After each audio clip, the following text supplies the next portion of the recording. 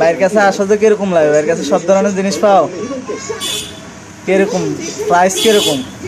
একটু বেশি হইব ভাই, একটু দাম বেশি হইব, কিলে ভালো জিনিস আনি, মস্করা জিনিস আনি না, বুঝছেন? এ তো আমারে কিভাবে কাজ করে দিছি, গাম লাগাই দিছি, তারপর এখানে গাম লাগাই দিছি, এখানে গাম লাগাই দিছি, যেমন কোনো ভাবে না ছুটে এরকম কেউ করে দিতে না, বুঝছো? তো আমাদের কিছু কাস্টমার আছে এ করে, হেরু কাছ থেকে দাম বেশি রাখি, কিছু কিছু কাস্টমারকে এখন মাল বেচা বন্ধ করে দিচ্ছে। ভালো লাগলে নিবে, না লাগলে নাই। দিলে আমি কষ্ট করে সারাদিন দৌড়ায় অনেক দোকান থেকে আমি আনি, এক দোকানের ভিতরে কম করে ব্যাগ কিছু দিলাম। টাকা সরের সিস্টেম কীরকম? যে দোকানে ব্যাটারি আছে এই দোকানে মোটর পাওয়া যায় না, যে দোকানে মোটর পাওয়া যায় এই দোকানে সুইচ পাওয়া যায় না, যে দোকানে সুইচ পাওয়া যায় এই দোকানে সার্কিট পাওয়া যায় না। আমি কত টাকা দিয়ে খুঁজি আনি তেমন করে এইগুলা দিই।